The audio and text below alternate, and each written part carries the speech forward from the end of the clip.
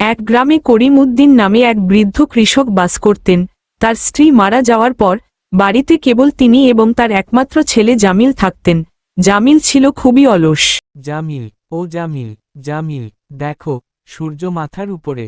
গ্রামের সব যুবক কাজে বেরিয়ে গেছে, আর তুমি কিনা ঘোড়া বিক্রি করে এখানে ঘুমাচ্ছ। ও বাবা, আমি দুঃখিত। আমি ভুলে গেছিলাম। তুমি কি ভুলে গেছো? আমি তোমাকে একটা কাজ করতে বলেছিলাম, আর তুমি সেটাও করনি। বাবা, একদম চিন্তা করো না। একদিন আমি অনেক টাকা রোজগার করব, রাজা হব এবং তোমার সব স্বপ্ন পূরণ করব। আজ পর্যন্ত কেউ শুধু কথা বলে রাজা হয়নি। প্রচুর টাকা উপার্জন করতে হলে কঠোর পরিশ্রম করতে হয়। করিমউদ্দিন চিন্তিত হয়ে সাধু মশাইয়ের বাড়ির দিকে গেল। সাধু মহারাজ, আমার সমস্যাটা শুনুন। আমার ছেলে জামিল খুব অলস। আমি বৃদ্ধ, একা সব করতে পারছি না। চিন্তা করো না, আমার কাছে একটা সমাধান আছে। তুমি বাড়ি গিয়ে অসুস্থতার ভান করো।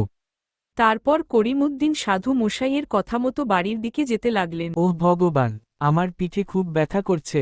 আমার বাপায়ও এত ব্যথা কেন? জালিম দৌড়ে ঘরে গেল আর বলল।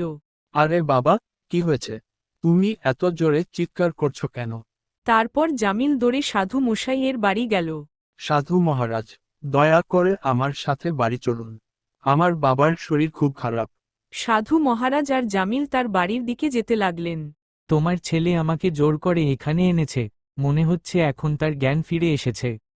হ্যাঁ বাবা, আমি অসুস্থ নই। তোমাকে শিক্ষা দেওয়ার জন্য নাটক করেছি। জামিল, জীবনে শুধু কথা বলে কিছু হয় না।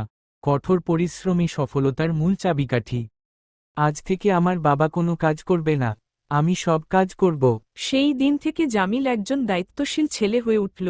সে প্রতিদিন কৃষিকাজে মন দিত এবং তার বৃদ্ধ বাবাকে সুখে রাখত।